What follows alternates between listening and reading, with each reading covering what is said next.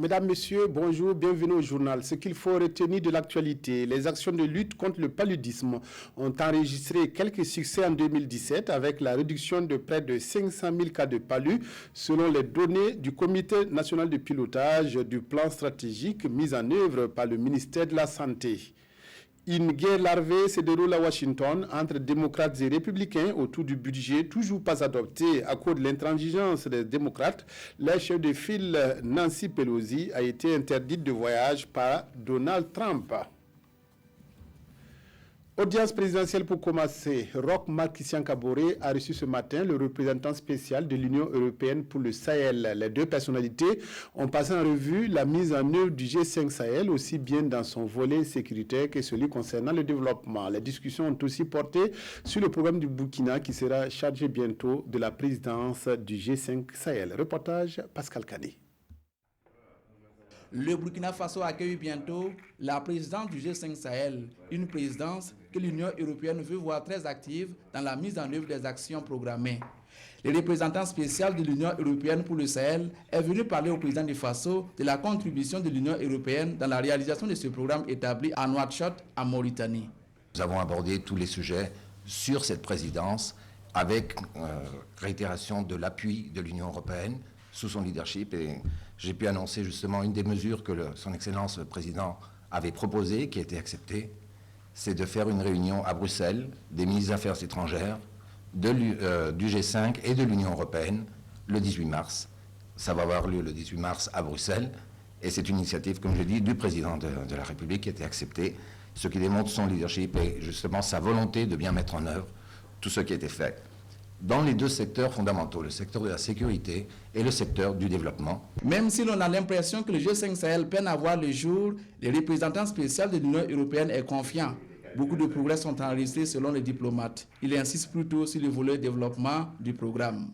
Je dis toujours que créer une armée, les 5 pays peut-être parmi les plus pauvres du monde ont décidé de faire une œuvre extraordinaire, c'est de créer une force conjointe. Et il est admirable, et je le répète partout, que ces 5 pays ont réussi à peine 3 ans où on en est aujourd'hui. C'est pratiquement historique cela. Et bien sûr, il y a des problèmes de mise en marche, mais la vitesse dans laquelle ça a été adopté est quand même assez admirable. Après Ouagadougou, le représentant spécial de l'Union européenne pour le Sahel se rendra à Niamey au Niger, toujours dans le but d'expliquer la contribution de l'Union européenne dans la mise en œuvre du G5 Sahel. Un plan stratégique de lutte contre le paludisme est mis en œuvre par le Burkina ces dernières années. Où en est-on avec les actions destinées à réduire la maladie au Burkina? Le comité de pilotage se réunit à Ouagadougou pour passer en revue les indicateurs, mais également formuler des recommandations. D'ores et déjà, une satisfaction est enregistrée avec une réduction de 500 000 cas de palu en 2017. Issa Kafando, Nathalie Savargo, reportage. Environ 500 000 cas de paludisme évités et également une réduction d'environ 500 cas de décès pour l'année 2017-2018. Ces résultats sont du Comité national de pilotage de la mise en œuvre de la lutte contre le paludisme au Burkina Faso. Le plan stratégique est mis en œuvre avec, comme vous le constatez, beaucoup d'interventions. Nous avons la chimio-prévention du paludisme qui est bien mise en œuvre au Burkina Faso. Nous avons des stratégies de prise en charge dans les formations sanitaires. Globalement, nous avons des stratégies de prévention et de prise en charge. Donc, vous avez également la pulvérisation intradomiciliaire, qui est une stratégie qui a été mise en œuvre en réseau pilote en 3 districts. Et aujourd'hui, nous pouvons être satisfaits. La tendance est satisfaisante, certes, mais des difficultés subsistent. Les difficultés que nous rencontrons aujourd'hui, c'est d'abord pouvoir mobiliser les ressources pour pouvoir atteindre les objectifs qu'on s'est fixés. L'autre aspect, c'est le paludisme, comme vous l'avez constaté, elle est multisectorielle. La question de la multisectorialité, et je pense que cette rencontre, comme vous l'avez constaté, tous les départements ministériels qui sont impliqués sont représentés. Et nous pensons que des conclusions de cette rencontre, nous pouvons en tout cas revoir notre plan stratégique. Les membres du comité vont examiner les résultats de la stratégie de mise en œuvre de la lutte contre le paludisme au Burkina Faso, formuler des recommandations pour permettre l'amélioration des interventions afin d'atteindre les résultats attendus pour 2020, celui de l'élimination totale du paludisme au Burkina Faso. Un tirage au sort pour désigner les villages qui abriteront le projet d'autonomisation des femmes et le dividende démographique dans la région de l'Est a eu lieu à Fadangourma. Cette méthode consiste à regrouper les 112 villages en pôles de 4 avec des modes d'intervention différents. Il s'agit de déceler la meilleure stratégie pour lutter efficacement contre le mariage d'enfants. Alassane Tiendrebego et Chantal Ouedraogo. 72%, c'est le taux de prévalence du mariage des enfants enregistré dans la région de l'Est. Une situation alarmante qui a conduit le ministère en charge de la femme et ses partenaires à mettre en œuvre le projet autonomisation des femmes et le dividende démographique au Sahel.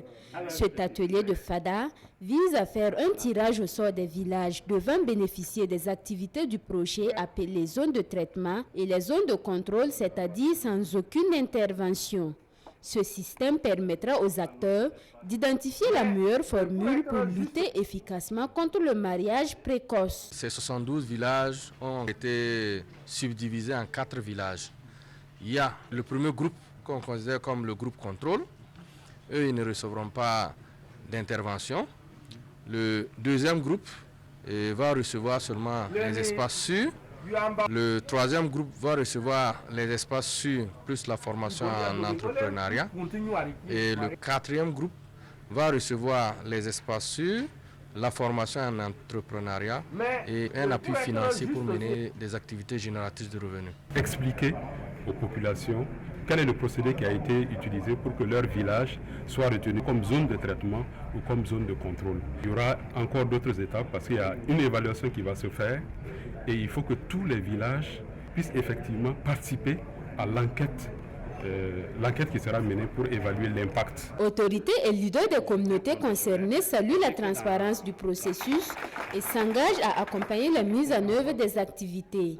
Le sous-projet Soukabé Relais ou lutte contre le mariage d'enfants est exécuté dans 5 régions du Burkina par l'ONG ASMAD. Il bénéficie de l'appui de la Banque mondiale et l'Organisation des Nations unies pour la population. La 34e session du Conseil national de l'eau s'est tenue hier à Koudougou dans le Boul-Kiemdé. À l'heure du jour de cette session, la validation du schéma directeur d'aménagement et gestion de l'eau de Nakabé. L'essentiel est de parvenir à une gestion efficace de l'eau au profit de tous et éviter ainsi les conflits. Oscar Soulama, Tangakafando. À cette 34e session du Conseil national de l'eau, un seul point à l'ordre du jour. La validation du schéma directeur d'aménagement et de gestion de l'eau de l'espace de compétences du Nakabé. Un document qui doit contribuer à l'amélioration de la gestion intégrée des ressources en eau au profit de tous les acteurs. Le problème de gestion, c'est qu'il manque une coordination. Avec donc l'accroissement des besoins, il y a lieu justement qu'on passe à une utilisation efficiente. Donc on limite les gaspillages, les utilisations inutiles, afin que la ressource en eau dont nous disposons, qui n'est pas extensible, puisse suffire à couvrir tous les besoins. Donc ce cadre de concertation, c'est qu'effectivement, à l'échelle d'un espace, puisse s'entendre sur comment l'eau va être utilisée et par qui de façon efficiente. Dans notre pays, les ressources en eau se raréfient. Alors, vous avez remarqué qu'il y a pas mal de barrages qui s'assèchent et donc il est important que cette ressource qui est très importante dans toute activité puisse être préservée. Alors, donc c'est en cela que moi, personnellement, je salue la tenue de cette 34e session et je souhaite que les travaux soient en tout cas très fructueux pour une meilleure gestion de l'eau dans notre pays. Créé en 2001, le Conseil national de l'eau est une instance consultative qui participe à la définition des objectifs généraux et des orientations de la politique nationale de l'eau tendant à réaliser une gestion durable de l'eau et de l'assainissement. La foire communale des associations bat son plein depuis ce matin. C'est un cadre d'expression offert aux associations pour un partage d'expérience. Dans l'enceinte de la médiathèque municipale de Ouagadougou, les associations exposent de nombreux produits. Jean-Eudes Bayala, Estelle Judith Assorba. La foire communale des associations ouvre ses portes dans l'enceinte de la médiathèque municipale de Ouagadougou. Placée sous le thème « Place et rôle des associations dans la mise en œuvre du mandat 2016-2021 du conseil municipal », cette première édition, au dire des organisateurs, est une invite au monde des associations à accompagner la municipalité dans la mise en œuvre de son programme de développement. Dans notre programme de mandat, nous avons mis la participation citoyenne au cœur de notre préoccupation. Donc nous avons pensé que cette activité pouvait permettre de donner un espace aux différentes associations de la ville qui vont pouvoir se côtoyer et rivaliser sur les domaines de compétences de chacun d'eux et pouvoir, n'est-ce pas, participer au développement de notre ville. Pendant 48 heures, la cinquantaine d'associations qui prend part à cette manifestation pourra faire découvrir la richesse et la diversité de ses produits et services aux populations. En faisant le tour des stands tout à l'heure, on s'est rendu compte qu'il y a beaucoup d'associations qui font de la sensibilisation, qui font de la formation, mais si nous ne leur donnons pas un espace pour s'exprimer, la population ne le saurait jamais. Les associations qui se seront distinguées de par la qualité de leurs produits et services seront primées. Elles recevront des prix d'une valeur allant de 100 000 à 300 000 francs CFA. Les primes d'encouragement seront également décernées à toutes les associations participantes. Pour le maire Arma Bewende, c'est une première et son souhait est que l'activité se pérennise dans l'avenir. Le bilan de l'attentat contre une école de police à Bogota, en Colombie, s'est alourdi. On parle maintenant de 21 morts et 68 blessés. La Colombie renoue ainsi avec le cycle de la violence après quelques années d'accalmie consécutive à la signature de l'accord de paix avec les FARC. Le président colombien Ivan Duque a qualifié l'attentat d'acte misérable. La Colombie renoue avec le terrorisme. Un puissant attentat à la voiture piégée a dévasté la principale école de police du pays, installée dans le sud de la capitale, Bogota. Le bilan des victimes qui s'est déjà alourdi et reste provisoire est de 21 morts et 68 blessés. La capitale colombienne n'avait pas connu une attaque aussi sanglante depuis une quinzaine d'années. Le président Ivan Duque a aussitôt décrété 3 jours de deuil national. C'est une attaque non seulement contre les jeunes, les forces de sécurité, la police, c'est une attaque contre notre société. Cet acte terroriste démentiel ne restera pas impuni. L'auteur de l'attentat a déjà été identifié. C'est un Colombien qui aurait bénéficié de complicité. Il est mort dans l'explosion de sa camionnette bourrée de 80 kg de pentolite. Alors est-il lié au milieu du narcotrafic qui reste très puissant en Colombie ou à la dernière guérilla qui garde un pouvoir de nuisance dans le pays, l'armée de libération nationale? La deuxième hypothèse paraît la plus probable. Le président américain règle ses comptes avec les démocrates qui refusent toujours d'adopter son budget où sont inscrits des crédits de 5 milliards de dollars pour construire le fameux mur. Donald Trump, au 28e jour du shutdown, a annulé les voyages de la présidente de la Chambre des représentants, Nancy Pelosi, qui devait se rendre en avion militaire en Afghanistan. Au 27e jour de shutdown des États-Unis, officiellement par respect pour les 800 000 employés fédéraux qui ne touchent pas de salaire, Donald Trump a annulé plusieurs voyages officiels, à commencer par ceux de son adversaire dans cette crise, la présidente démocrate de la Chambre des représentants, Nancy Pelosi. Et c'est au tout dernier moment que Trump l'en a informé, ainsi que tous les membres de sa délégation, par ce courrier rendu public. Je suis désolé de vous informer que vos voyages à Bruxelles, en Égypte et en Afghanistan ont été repoussés. Je pense que durant cette période, il serait préférable que vous soyez à Washington pour négocier avec moi. Naturellement, si vous voulez voyager par avion commercial, le choix vous appartient, a-t-il écrit. Si Nancy Pelosi n'a pas publiquement réagi, d'autres ne se sont pas gênés.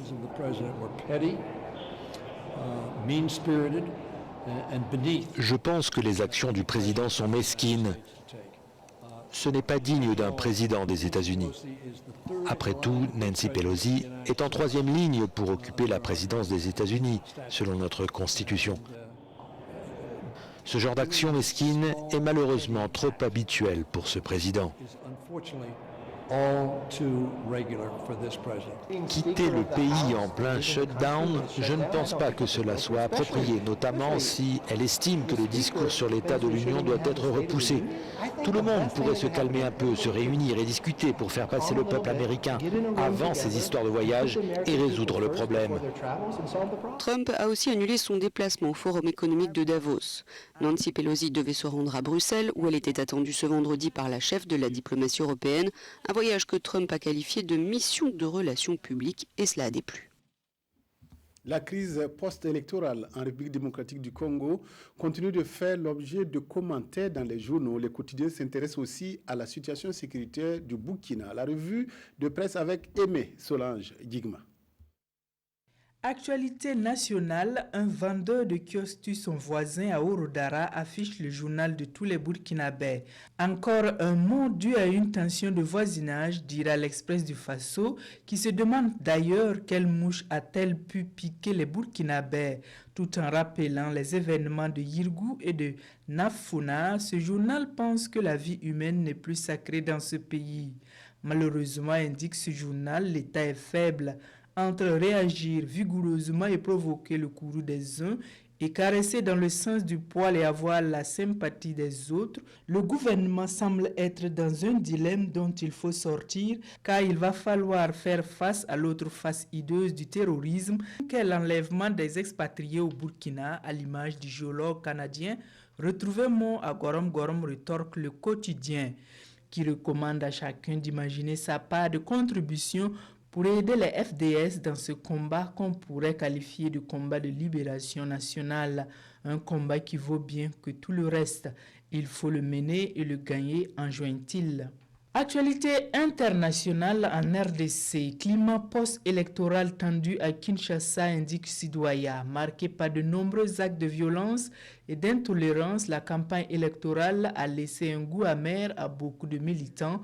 Poursuit ce journal, la police de Kinshasa confirme avoir enregistré plusieurs plaintes pour des menaces de mort, ajoute-t-il, d'où peut-être le rétropédalage assumé de la communauté des États d'Afrique centrale qui appelle les Congolais et leurs acteurs politiques à épouser le calme et à s'inscrire dans le respect des lois, souligne aujourd'hui au Faso, en attendant que l'autorité électorale suprême livre son verdict. Par contre, relève l'observateur Palga, les pays des Grands Lacs ont épousé la position de Martin Fayoulou et exigent le recomptage des voix.